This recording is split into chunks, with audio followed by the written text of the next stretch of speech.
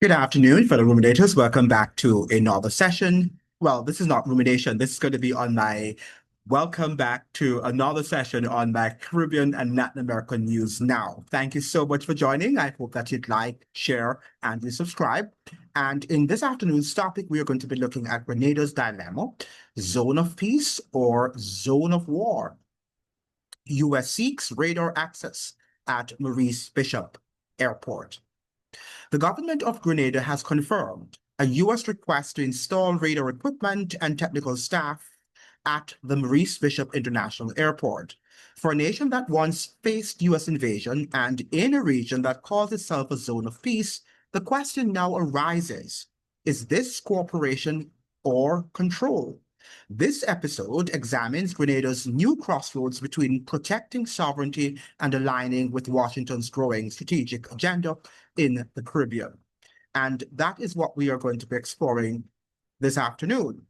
Now, we understand that there is an impending war against Venezuela. The United States suggests that Venezuela is a narco state headed by a narco terrorist, the likes of Nicolas Maduro.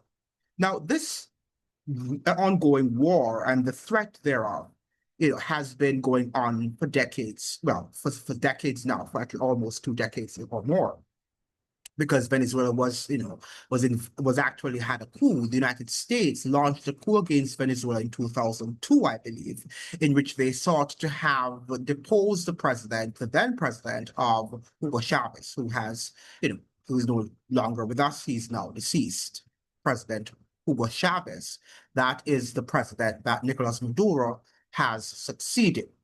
Now, the United States has, since the likes of the presidency of Donald Trump in 2016, he also was trying to wage a war and also a coup in which he installed a president, Juan Guaido, to accept to be the new president, even though the Venezuelans had not given him the permission to do so. Neither had the people of Venezuela selected or chosen Juan Guaido. In fact, Trump was so daring during his first term that he invited Juan Guaido to the US Congress, in which they applauded him for being, or with being at the time, the so-called new Venezuelan president, which was something quite audacious. The fact that the United States could go to a sovereign, or what should be a sovereign country, to select a president at its own whims and wishes. Something that is really, really audacious and should preoccupy every conscious and well-thinking person. The fact is now that Trump is in his second administration. He's determined that he is going to take out President Maduro.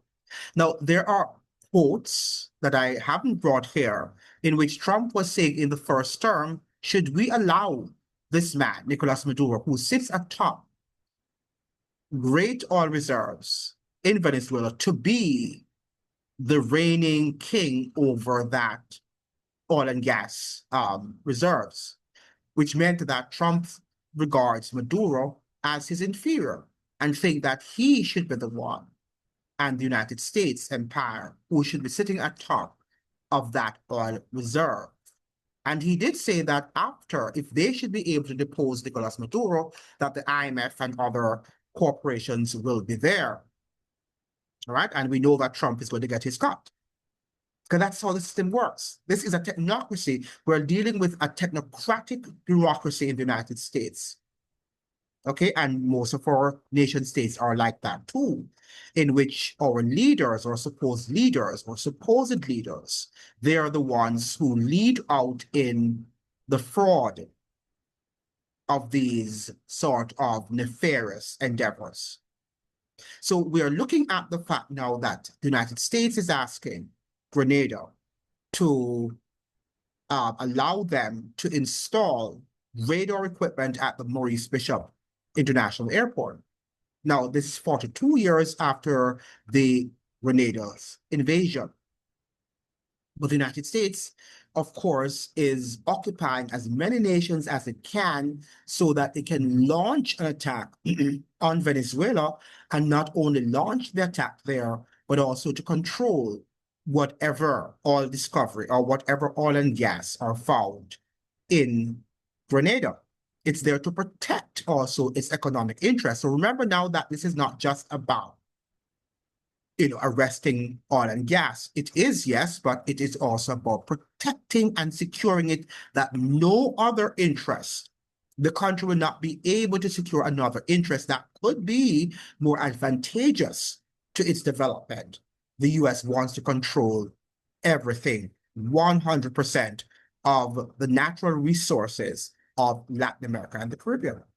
And for this reason, it's requesting this radar equipment to install there at the Maurice Bishop International Airport. And it's also a slap in the face to all Grenadians, because they should remember the invasion and how brutal that invasion was for a tiny island, the likes of Grenada. Well, the United States has no shame. Where it envisions money and wealth, it has absolutely no shame. And I don't think that the current government of Grenada, is going to be able to decline the request. Because if not, then sanctions are going to be imposed upon them, including visa withdrawals and restrictions. And they could see their tariffs going up too, which will plunder their economy. So this is what I want to present to you, that the Grenada is now facing a grave situation, and they will have to decide on whose side they are going to be on whose side they're going to be, not on, because I'm repeating myself. But the fact of the matter is that we have to be very, very careful about the decisions that we make, because they are going to cause and create dire consequences for the citizens of these Caribbean countries. Now, are we really a zone of peace, or are we being now converted into a zone of war? I think that the latter is true. I think that we are fast losing our zone of relative peace. And I'm not suggesting that we have peace in 100% peace, all right? But we have relative peace in this region. When we compare ourselves to the likes of, what happens in other countries, like the Middle Eastern countries, in some countries in Africa, we live in a relative zone of peace. We don't have a lot of religious warfares in our zone, right? Yet still, the United States now, through its military wars and through its quest for full spectrum dominance, is seeking to create us, to transform into a chaotic zone of war. Now, we are the ones who would have to stand up. We are the ones who would have to say no to our presidents and prime ministers, that we are not going to be used by the United States. Like Michael Manley, we must stand up and say that we are not for sale. But we can't allow only our prime ministers to say that. We have to support them.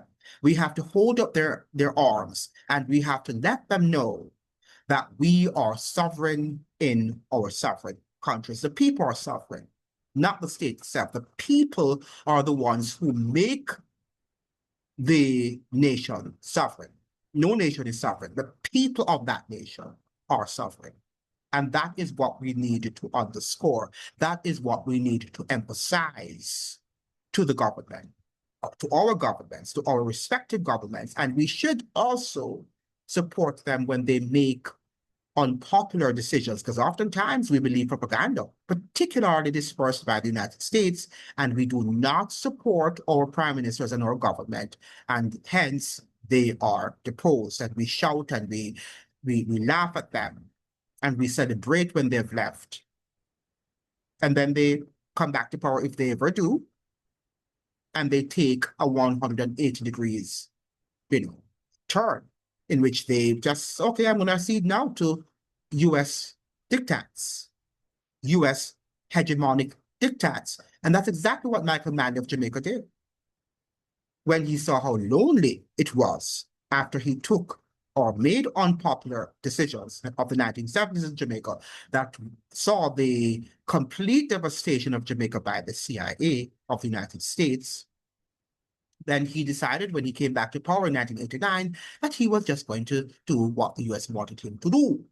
He was not going to be the lone man, because when he took principled decisions or made principled decisions, then most people were against him and that basted him, rather than trying to unite to see how we could have improved, we could have, you know, refined his ideals of economic and national development. So we often do not like to stand with principled with our leaders when they make principled decisions, when they take unpopular actions. We need to do that.